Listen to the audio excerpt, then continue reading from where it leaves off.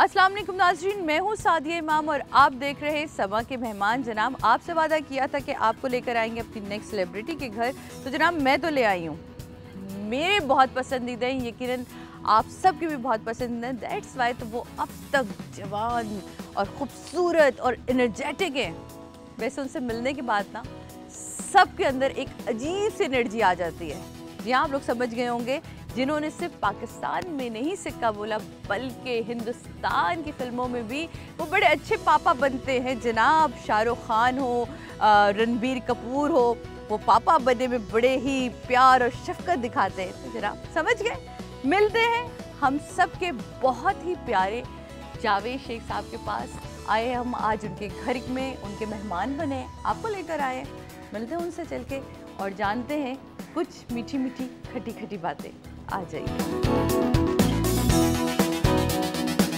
अस्सलाम वालेकुम। कैसे हैं आप? बिल्कुल खैरियत से। आपको देख के हमेशा बहुत अच्छा लगता है। अभी मैंने यही कहा कि जावेद शेख साहब एक ऐसी पर्सनालिटी है जिनसे मिलने के बाद बाकी जितने भी लोग हैं ना उन सब के अंदर एक एनर्जी आ जाती है। अल्हम्दुलिल्लाह, अल्हम्दुलिल्लाह। करम है ऊपर वाले का कि बात अब तक बनी है। करम है ऊपर वाले का और करम रहेगा ऊपर वाले का कि बात हमेशा बनी रहे। इंशाल्लाह, इंशाल्लाह। तो कहीं चल के बैठे या आपका खूबसूरत सा घर पहले दिखाएं सब। आइए आइए आइए।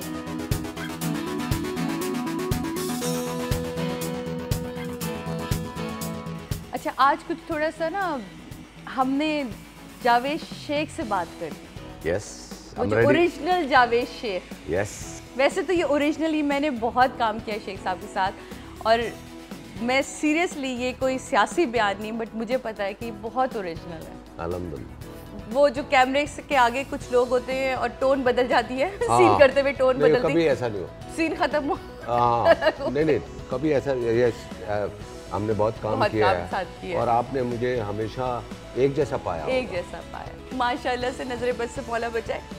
ये बताइए, कुछ कितना अरसा हो गया इंडस्ट्री में? 40 इयर्स। माशाल्लाह। अच्छा, काम तो आपने स्टार्ट वैसे टीवी से किया था? जी हाँ। अनकही?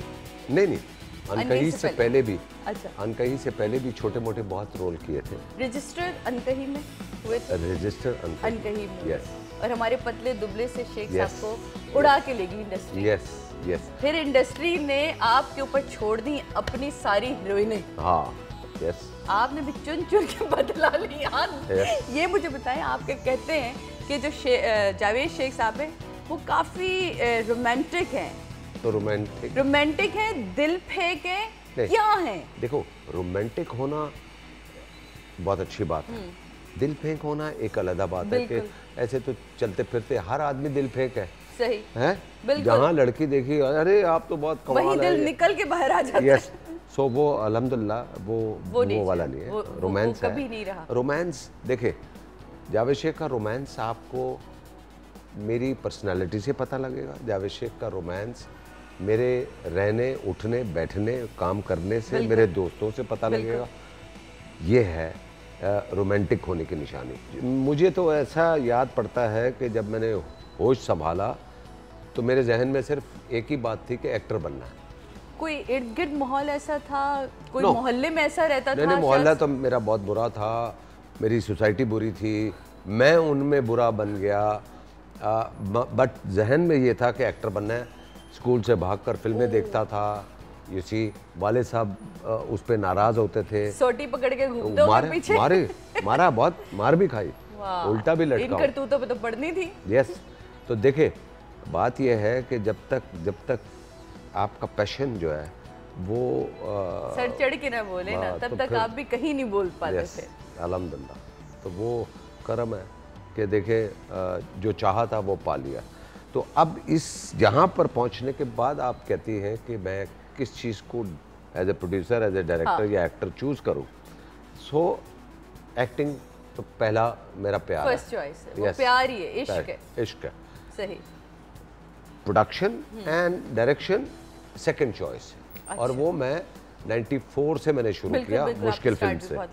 सो और अब भी बहुत कम, जब कोई दिल को लगती है फिल्म तब करते हैं। नहीं, अब बना रहा हूँ एक फिल्म, उसका नाम ये आपने काफी दिनों के बाद बना जी हाँ, लास्ट वो प्ले थी सरा के साथ आई थी पहले ये दिल आपका हुआ था, फिर खुले आसमान के नीचे अब वजूद बना रहा हूँ।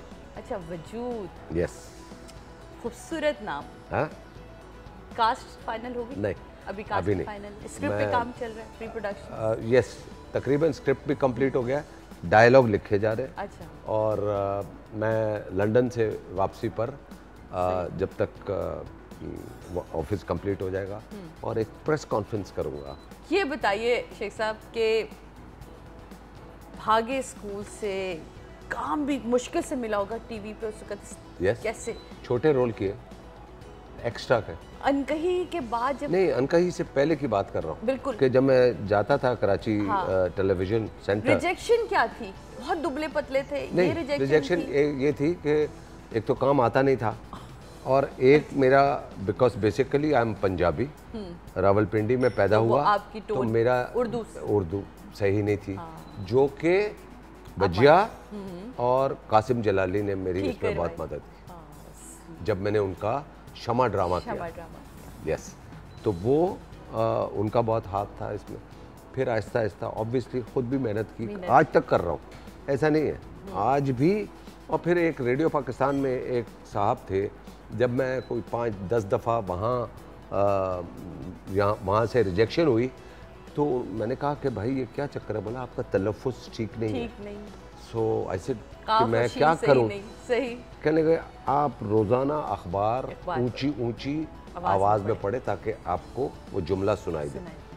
तो 6 महीने मैंने सुबह उठ के वो प्रैक्टिस की, और 6 महीने के बाद फिर गया और फिर जाके मैंने ऑडिशन दिया, और तब जाके वहाँ पर मुझे 2 लाइनों का एक रोल मिला। कूदे होंगे ना, खुशी से कूद कूद के पागल कर दिया होगा कि ये तो आज क्या कमाल हो गया। अच्छा, जब अनकही में इम्पॉर्टेंट रोल आपने किया, वो एक्सपीरियंस क्या था? और उसके फ़ौरन बाद जब फिल्म मिली तो वालिद साहब को आपका नेक्स्ट रिएक्शन क्या आया? देखिए, उससे पहले मैंने एक और फिल्म की थी, उसका नाम था धमाका। अच्छा, और फिल्म तक पहुँचे कैसे, ये भी मैं वो भी मैं बताता हूँ। धमाका एक फिल्म थी जो कि इब्न सफ़ी साहब ने लिखी थी, और उसके प्रोड्यूसर मौलाना हिप्पी थे। उस ज़माने में मौलाना हिप्पी एक्चुअली वो बेसिकली तालपुर फैमिली से हैं, उनका नाम यूसुफ तालपुर है। अच्छा। उनके भाई हैं मोहम्मद हुसैन तालपुर, इनका नाम था। अच्छा। मगर फिल्मी नाम उन्होंने मौलाना हिप्पी, उन्होंने फिल्म प्रोड्यूस की थी और इब्न सफ़ी साहब ने लिखी थी, और डायरेक्टर उसके कमर जैदी साहब थे, जिन्होंने सालगिरह बनाई थी वहीद मुराद के साथ, रिश्ता है प्यार की बनाई थी, बहुत मायनाज डायरेक्टर थे उस ज़माने। जब मुझे उन्होंने देखा और जब उन्होंने फिल्म साइन की, तो जब वो फिल्म की जो डिस्कशन होती थी, वहाँ पे ये डिसाइड हुआ कि ये इसमें जो रोल है धमाका में, एक नए लड़के को लेना है। तो उन्होंने कोई 50, 60, 70 लड़के स्टूडियो में, मुझे याद है, ऑडिशन के लिए बुलाए हुए थे। उन 70-80 लड़कों में मैं भी था। अच्छा। और अल्लाह का करना ऐसा हुआ कि मदन साहब ने कहा कि भाई तुम भी आ जाओ, किस्मत आजमा लो। हाँ, बिल्कुल। तो मैंने कहा ठीक है। अब मैं चला गया, तो शुरू से शौक था पहन अच्छे कपड़े पहन के, यस हाँ, तो वो पहन के पहुंच गया। हाँ। और कॉन्फिडेंस भी था, और जाके उन्होंने जो मुझे बोला मैंने बोल दिया।